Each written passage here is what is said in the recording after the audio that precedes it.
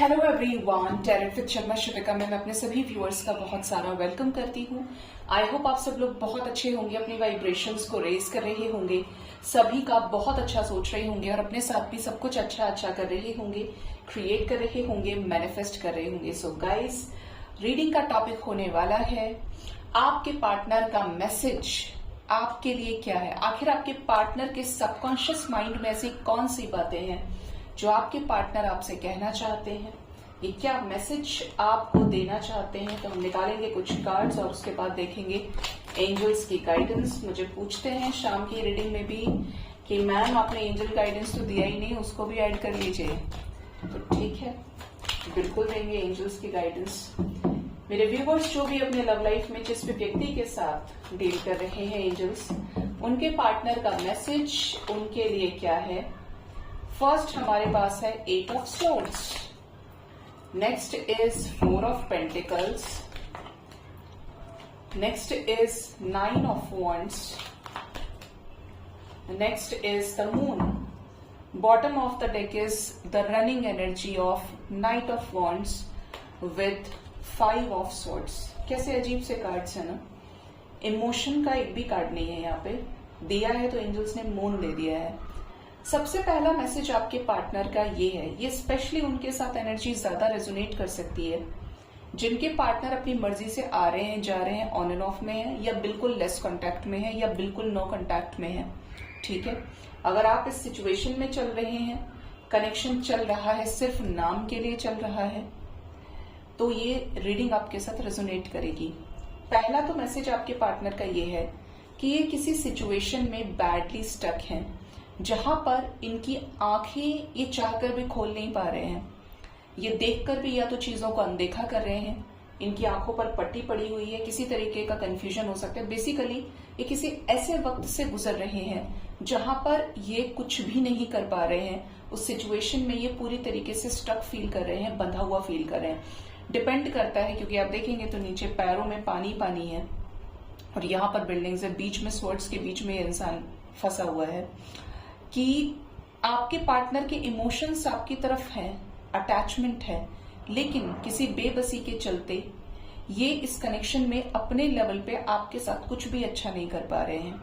जिस चीज का इन्हें दुख है, लेकिन उस बात को भी ये कैसे रखें। इनको ऐसा लग रहा है कि ये जिस सिचुएशन में है, इनकी क्या गलती है, ये कैसे ठीक कर सकते हैं, ये खुद इस तरीके से परेशान है। अगर इंसान खुद ही परेशान है और जानबूझ के हरकत नहीं कर रहा है, तो फिर वो परेशान हो जाता है, फ्रस्ट्रेट हो जाता है। ये उनके पार्टनर की एनर्जी हो सकती है जो वाकई में किसी ऐसे हालात में अटके हैं और जो अपनी जगह सही हैं।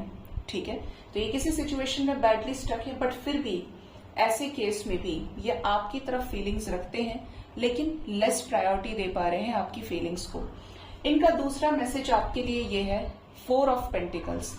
ये आपको छोड़ना नहीं चाहते। इसका बहुत बड़ा रीजन ये भी हो सकता है कि अगर आप बार बार इनसे पूछते हैं, कभी भी आते हैं या अलग अलग नंबर से मैम आप मैसेज कर रहे हैं कि अगर मेरे साथ कोई भी रिश्ता नहीं रखना है तो मुझे छोड़ दो, या मैं मूव ऑन कर जाता हूँ, मूव ऑन कर जाती हूँ, मूव ऑन करना बेटर है, या ब्रेकअप कर लेते हैं। तो यहाँ पर ऐसी एनर्जी है कि आपके पार्टनर आपको छोड़ना तो बिल्कुल भी नहीं चाहते, आज भी आपको लेकर प्रोटेक्टिव है, पॉजिटिव है, लेकिन अप्रोच कैसे किया जाए। इन्हें पता है कि ये आपको लेकर इमोशंस रखते हैं, आपकी जगह नहीं किसी और को दे सकते हैं, लेकिन क्या एफर्ट्स लगाए जाए, कैसे सभी चीजों को संभाला जाए, आपको संभाला जाए, इनकी लाइफ में और चीजें हैं उनको संभाला जाए, कैसे बैलेंस क्रिएट किया जाए जिससे एक भी सिचुएशन इनके कंट्रोल से बाहर ना हो। ये फिलहाल इस चीज पर कोई भी एक्शन नहीं ले पा रहे हैं, या फिर इनको क्लैरिटी नहीं है। ठीक है, ये किसी कार्मिक सिचुएशन में स्टक है जहां पे इंसान की बुद्धि बिल्कुल चल जाती है, उल्टी घूमने लगती है। 9 ऑफ वॉन्ड्स की एनर्जी है, आपके पार्टनर आपके ऊपर कड़ी नजर रखते हैं, निगरानी रखते हैं। या तो ये सामने से बोल देते हैं, और अगर ये नहीं बोलती हैं तब भी इनका ध्यान आपसे हटता नहीं है। ये जिस भी समय को देख रहे हैं, जिस भी परेशानी में चल रहे हैं, आपके ऊपर नजर रखना इनकी जिम्मेदारी है, इनको ऐसा लगता है। ठीक है, आप देखेंगे तो कैसे एक वॉन्ड को हटा के तिरछी नजरों से देख रहा है ये लड़का। आपके पार्टनर इस समय इस कनेक्शन को लेकर फियर की एनर्जी में है। मे बी इन्हें आपकी तरफ कुछ फियरफुल इश्यूज हो, ट्रस्ट इश्यूज हो अपनी फैमिली को लेकर, या आप इनके साथ सही चल पाएंगे या नहीं, या आप इनके लिए कंपैटिबल पार्टनर है या नहीं, या कुछ पास्ट में चीजें इतनी खराब हुई हैं जिसके चलते ये वापस आने का सोचते हैं, लेकिन फियर के चलते, खराब मूड के चलते ये आपकी तरफ कोई भी एक्शन नहीं ले पाते हैं। ठीक है, यहाँ पर ये एनर्जी भी है आपके पर्सन की कि आपके पार्टनर अपनी मर्जी से ही इस रिश्ते को चलाना चाहते हैं। जब इनका मन करेगा तो ये अपने वांट्स हटा देंगे और आपसे मिल लेंगे, आपसे बातचीत कर लेंगे, आपको देख लेंगे। और जब इनका मन नहीं करेगा तो ये आपको कोल्ड जोन में डाल देंगे या डाल देते हो। ठीक है, इनकी मर्जी चल रही है क्योंकि इनके हालात खराब हैं, इन्हें ऐसा लगता है। ठीक है, ये एनर्जी आपके पर्सन की है। इंजर्ड फील करते हैं अंदर से काफी ज्यादा, लेकिन इस कनेक्शन में डे बाय डे ये ग्रोथ चाहते हैं। इवन ये कुछ चीजों को उस तरीके से भी अब सोचना शुरू कर रहे हैं जो इनका पहले थॉट प्रोसेस नहीं था। मान लीजिए ये पहले बहुत ही ज्यादा जिद्दी थे, किसी की भी ना सुनने वाले ये व्यक्ति रहे हैं, तो अब ये आपके साथ कुछ सिचुएशंस पे अपने अकॉर्डिंगली समझौता करने के बारे में सोच रहे हैं। लास्ट जो मैसेज है दैट इज द मून। इनके रिलेशनशिप में या इनके लाइफ में, आपके रिलेशनशिप में कोई थर्ड पार्टी हो सकती है, मदर फिगर हो सकती है, जिसके लिए ये ऐसा सोचते हैं कि एक तरफ तो आप है, एक तरफ ये है, और इनको हर तरफ से इमोशनली ब्लैकमेल किया जाता है। आप भी इमोशनल होकर इनके सामने रो देते हो, इनको गुस्सा करते हो, और इनकी जो मदर है या इनके जो लाइफ में थर्ड पार्टी है वो भी ऐसी ही है। तो इमोशनली सफर कौन कर रहा है? ये सफर कर रहे हैं, इन्हें ऐसा लगता है। जबकि आप भी टेंशन में हो सकते हैं, थर्ड पार्टी के साथ कैसा कनेक्शन है वो भी टेंशन में हो सकती है, आपके पर्सन टेंशन में हो सकते हैं, लेकिन स्ट्रेस का माहौल है आपके रिश्ते में।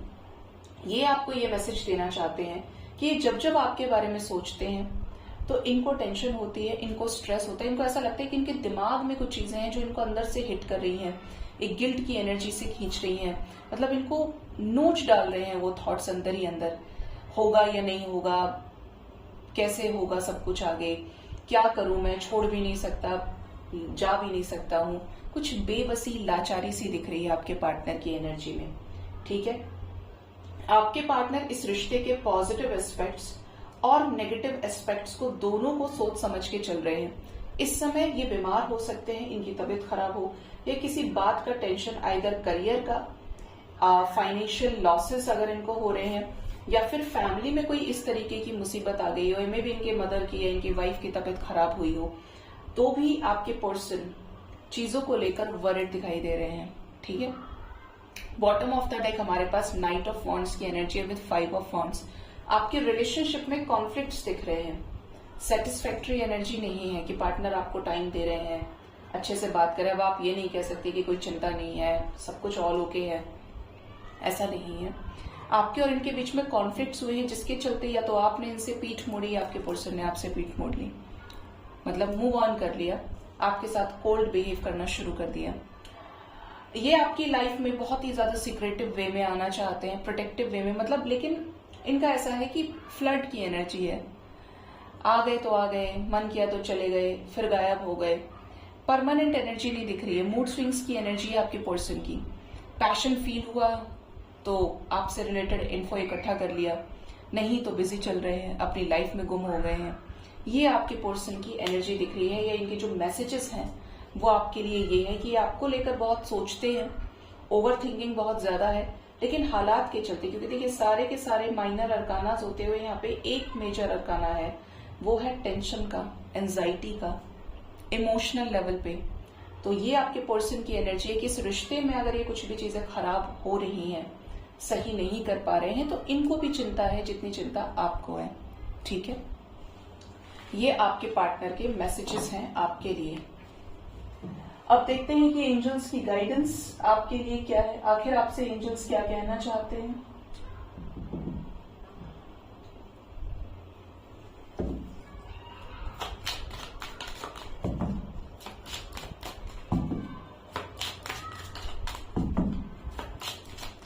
प्लीज गाइड करें यूनिवर्स। मेरे व्यूअर्स के लिए एंजल्स की तरफ से क्या गाइडेंस है, मुझे 2 कार्ड्स दीजिए। स्पेशली गाइडेंस लव लाइफ से रिलेटेड हो। फर्स्ट कार्ड है number 12 and next is number 5 and bottom से नंबर 22 की एनर्जी है। ओ, विथ नंबर 18 डोर्स ओपनिंग की एनर्जी है। ठीक है। देखिए, किसी के भी साथ जब आपको प्यार हुआ है, क्योंकि प्यार और भक्ति की कोई लिमिटेशन नहीं होती है, ये बेहद ही अच्छे लगते हैं। बेहद हुए तो आपको वो प्राप्त हो जाएगा जो आप चाहते हैं। ठीक है, तो प्राप्त करना में स्वार्थ आ जाता है, लेकिन कोशिश करिए कि आप इस वाइब्रेशन से क्रॉस कर जाएं।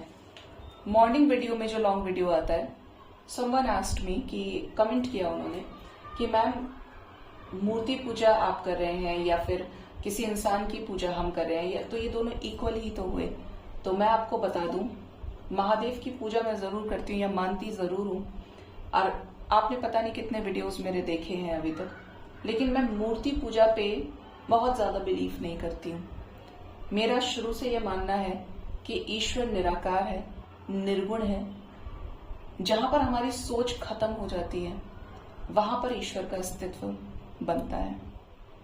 ठीक है, आप मेडिटेशन करते हैं, आपको ध्यान केंद्रित करने के लिए चाहिए। मूर्ति पूजा से भी भगवत प्राप्ति होती है, बस आपके इंटेंशंस प्योर होने चाहिए। लेकिन मैं पर्सनल एस्पेक्ट से देखूं, या शायद ये इसीलिए मुझे सोल पर्पस की तरफ गाइडेंस दिया गया लाने के लिए, सर्व करने के लिए, कि मैं जन जन के अंदर, हर जीव के अंदर, जो निर्जीव है, जो सजीव है, लिविंग है, नॉन लिविंग है, मैं सबको शिवा की संतान मानती हूं और उसकी सेवा को अपना धर्म मानती हूं। वरना मूर्ति पूजा की बात करें तो मैं मंदिर में अगरबत्ती अगर टाइम से लगा दूं तो बहुत बड़ी बात है, लेकिन मेरे को अंदर से कोई ऐसा ब्लॉकेज नहीं होता है कि शाम को 5 बज रहे हैं या रात के 8 बज रहे हैं, 10 बज रहे हैं, लग रहा है कि एनर्जीज अपनी तरफ खींच रही हैं, तो मैं जाके कर देती हूँ। लेकिन वो एक हो गया कि मेरा मन कर रहा है, अंदर से फीलिंग आ रही है। अदरवाइज जो सांस चलती है उसमें भगवान चलते हैं, और मैं उनसे ही बात करती हूँ। मैं आप लोगों से जो चीज शेयर करती हूँ उसके अलावा बहुत कम मेरे फादर से, सब कुछ महादेव से। मैं पापा बोलती हूँ महादेव को और माँ काली को माँ, तो मेरे लिए सब कुछ वो है। तो संसार में जो भी है वो माता पिता का है, और मुझे नहीं लगता कि वो किसी मूर्ति में लिमिटेड होकर रह सकते हैं, क्योंकि उनके अंदर तो समस्त ब्रह्मांड का वास है। तो मूर्ति शब्द बहुत छोटा हो गया उनके लिए। ठीक है, बट अपना अपना तरीका है, आपको जिससे खुशी मिलती है आप वो कर सकते हैं। ठीक है, पहली गाइडेंस आपके लिए ये है, नंबर 12, बर्ड्स की एनर्जी है। जिस तरीके से बर्ड्स चिरपिंग करते हैं, चहचहाट करते हैं, खुश होते हैं, उड़ते हैं इधर से उधर, मौज मस्ती करते हैं, अपनी जिंदगी को ऐसा ही बना लीजिए। अपनी जिंदगी में खेलना कूदना चहचहाना बंद मत कीजिए। किसी इंसान की वजह से आप शांत होते चले गए, आपका अंदर का जो बच्चा है वो कहीं खो गया है, आपने खाना पीना टाइम से बंद कर दिया, आपने जिंदगी में कलर्स देखना बंद कर दिया, आपने खुश होना बंद कर दिया सिर्फ इसलिए कि वो व्यक्ति आपके साथ नहीं है, तो ये सरासर आपके साथ इनजस्टिस है, नाइंसाफी कर रहे हैं आप अपने साथ। आपको किसी को भी अपने इमोशंस का कंट्रोल किसी और के हाथ में नहीं देना है, और इसलिए नहीं देना चाहिए, एक तो ये कि आप किसी और की कठपुतली बन के, बिल्कुल वैसे कि उसने एक हाथ इधर किया तो आप इधर हो गए, उसने एक हाथ इधर किया तो इधर हो गए। पॉपिट लाइफ आपको नहीं जीनी है, क्योंकि आप एक सेपरेट इंडिविजुअल हैं। दूसरा, कोई ना कोई रिश्ता एक बार जरूर धोखा देता है मृत्यु के समय पे।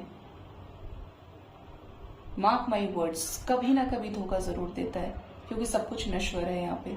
तो इसीलिए खुद को इतना सशक्त बनाएं कि उड़ते रहें आसमान में, अच्छे से एंजॉय करें, और हर जगह अपना घर बनाने की कोशिश करें। घर बनाने का मतलब है कि अपने मन को इतना प्योर रखें, इतना हाई वाइब्रेशन में रखें कि आपकी लाइफ में कोई भी चेंज आए ना तो उससे आप घबराएं नहीं। आपके अंदर इतना सब्र, इतनी ताकत होनी चाहिए कि आप किसी भी चीज से कभी भी डिटैच हो सकते हैं। ठीक है, तो एंजॉय करिए लाइफ को, गुनगुनाते रहिए, खेल कूद करिए, छोटे छोटे बच्चों को देखिए। मेरे तो पार्क में इतने बच्चे शोर मचाते हैं शाम के टाइम पे, गुस्सा बहुत आता है मुझे देख के। प्यारे लगते हैं बहुत, जो बहुत छोटे छोटे होते हैं, लेकिन दोपहर में, आफ्टरनून टाइम पे 2-3 बजे कितनी गर्मी होती है, जाने कहाँ से आ जाते हैं खेलने के लिए। और आपको वीडियो में शोर सुनाई देता होगा। जब बहुत गुस्सा आता है देख के, जब तक हंस रहे तब तक अच्छा है, लेकिन जब बॉल मारते हैं और इधर उधर हरकतें करते हैं, चिंगाड़ते हैं ना बहुत बुरी तरीके से, मुझे बहुत गुस्सा आता है फिर। इसलिए कि यहाँ पे पिन ड्रॉप साइलेंस मुझे चाहिए। उनके लिए वो चीज जिंदगी है, उनकी होना चाहिए। एक्सरसाइज होती है इस एज में, वो सीख रहे हैं जिंदगी को जीना।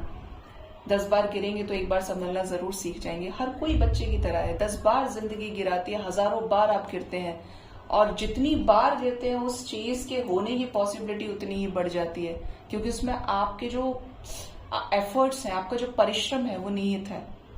ठीक है। Next is number 5। एंजल्स की गाइडेंस आपके लिए ये है कि आपको अपनी रूट से जुड़े रहना है। जो चीजें आपको संस्कृति के तौर पे प्राप्त हुई हैं या जो आपके बेसिक्स हैं, उनसे भागिए नहीं। ठीक है, यू आर मॉडर्न नाउ, आपकी सोच में परिपक्वता होनी चाहिए, आपकी अंडरस्टैंडिंग डेवलप होनी चाहिए, लेकिन कुछ चीजों से जुड़े रहिए जिससे वो चीजें आपसे जुड़ी रहें या वो लोग आपसे जुड़े रहें। ठीक है। अगर आप बिल्कुल डिटैच हो गए हैं तो आपको कोई फर्क नहीं पड़ेगा, लेकिन अगर आपको थोड़ा सा भी फर्क पड़ता है तो आपको जुड़ना चाहिए। ठीक है। अपने बेसिक्स को, अपने फंडामेंटल्स को क्लियर रखिए, चाहे वो लव लाइफ का है, क्या करना है क्या नहीं करना है, कैसे चलना है। और अंदर से अगर ये आवाज आती है कि ये दिल है कि मानता नहीं, तो फिर उसको अनकंडीशनल कर दीजिए। कंडीशंस लगाएंगे तो स्ट्रेस में चले जाएंगे। ठीक है। बॉटम से जो एनर्जी है वो है नंबर 22 की, डोर्स ओपनिंग की। जितनी ज्यादा आपकी सोल एक्सपेंड करेगी, जितना ज्यादा आपका थॉट प्रोसेस बदलेगा अच्छे चेंज के लिए, ठीक है, आपकी सोच बदल रही है तो आपके आसपास का एरिया बदल रहा है, आसपास के लोग आप वैसे ही अट्रैक्ट कर रहे हैं, हायर सोल्स आपसे कनेक्ट कर रहे हैं, जो आपके जैसी बातें करते हैं, जो आपकी तरह सोच रखते हैं। यही तो होता है लॉ ऑफ अट्रैक्शन का मतलब। लेकिन अगर सोच छोटी है, संकीर्ण है, तो आपका आत्मिक विकास रुक गया है। तो आपको फ्री छोड़ देना है खुद को। Whatever comes to you always accept. और जो चीज नेगेटिव आपकी तरफ आती है, एक वक्त ऐसा आएगा कि जब हायर अलाइनमेंट में आप आएंगे तो वो नेगेटिविटी खत्म हो जाएगी आपके खुद के योग बल से। समझ रहे हैं बात को? और फिर भी कोई एक पॉइंट भी बचता है तो आप इतने स्ट्रांग हो जाएंगे कि आप उसमें से भी पॉजिटिविटी को निकाल लेंगे। इसका बहुत छोटा सा एक वर्ड में, एक सेंटेंस में आपको एग्जांपल दूंगी। मेरे घर में 2020 में एट द एज ऑफ 46 मेरी मदर एक्सपायर हुई। ठीक है। हम लेकर भागे हॉस्पिटल्स में, 2 दिन में शी एक्सपायर्ड। और उससे 2 महीने पहले मैं ऑपरेशन के स्टेज से after a long time on bed, मैं रिकवर जस्ट करी ही थी और 10% फिर भी बाकी था और लॉकडाउन लग गया था, क्योंकि मुझे बैक इश्यूज रहते हैं। आज भी मुझे खांसी हो जाए तो मुझे सबसे पहले मेरे बैक की चिंता होती है कि खांसी होते ही बहुत बड़ी प्रॉब्लम हो जाएगी, क्योंकि मुझे झटके लगने लगते हैं। ठीक है। तो उस टाइम पर जब उनकी डेथ हुई, क्योंकि छोटे थे, बहुत बड़े नहीं थे हम, आज तक मेरी फैमिली, मेरे रिलेटिव्स, आसपास की सोसाइटी सब शोक मनाते हैं उनका। ठीक है। और I was very attach to my mother. मैंने उनके बाहर वो दुनिया देखी नहीं थी कि माँ के बिना संसार कैसा होता है। बहुत आसपास के लोग जानते हैं कि शी इज ममाज गर्ल, और मेरी मम्मी का प्यार मेरी तरफ बहुत ज्यादा था। वरना जनरली ऐसा देखते हैं कि मम्मी का बेटे से होता है, डैड का डॉटर से होता है प्यार। तो मेरे केस में उल्टा था और मैं 6 मंथ्स के लिए डिप्रेशन में थी। बट जब मैं टैरेट में आई तो मुझे समझ में आया कि ये होना इसलिए जरूरी था क्योंकि तुमको डिटैच होना था और तुम्हारा सोल पर्पस तुमको सर्व करना था। तो अगर आज ये चीज देखती हूं तो लगता है कि अगर वो नहीं होता तो ये कभी नहीं होता। बाकी जितने भी लोग हैं मेरे घर में, वो सब दुखी होते हैं, मुझे देख के रोते हैं, परेशान होते हैं। उनको तब तक चिंता है जब तक मेरी शादी नहीं हो जाती, जबकि मैं सिर्फ इसको एक ब्लॉकेज कंसिडर करती हूँ। और इवन आज भी मेरी मदर का अटैचमेंट, क्योंकि मेरी एंसेस्टर अब वो हैं, इतना है उनका मुझसे कि मैं कभी भी उन्हें फील करूं, she suddenly came in my dreams. हमेशा होता है। कभी घर जाती हूँ, उससे पहले वो जरूर दिख जाते हैं, कोई त्योहार होता है, कुछ भी चीज है, जबकि और किसी को वो दिखाई तक नहीं देती है, क्योंकि सोल उसी के ड्रीम में आएगी जिससे उसका अटैचमेंट होता है। लेकिन पहले मैं रोती थी देख के, अब मेरे सामने वो बैठी रहती हैं, बात करती हैं, देख के खुश होती हैं, तो मैं रिएक्ट नहीं करती हूँ। वो अपनी दुनिया में है, मैं अपनी दुनिया में हूँ, जाना सबको वही है, लेकिन balance is important, sole purpose is important. ठीक है, तो हर चीज बदलाव चाहती है, और जो भी होता है वो मुझे लगता है कि मनुष्य के बेस्ट वर्जन को निकालने के लिए होता है। तो इसीलिए हमेशा बोलती हूँ कि कभी भी रोना नहीं है, तड़पना नहीं है, फेस करना सीखिए, क्योंकि जब आगे चलकर मुड़कर उस जिंदगी को देखेंगे तो आपको पता चलेगा कि वो होना इसलिए था कि आज ये होना जरूरी था। ठीक है, सो गाइज, ये थी रीडिंग। होप इस रीडिंग से आपको गाइडेंस मिली होगी। अपना बहुत ज्यादा ख्याल रखें। Thank you so much, bye bye, take care.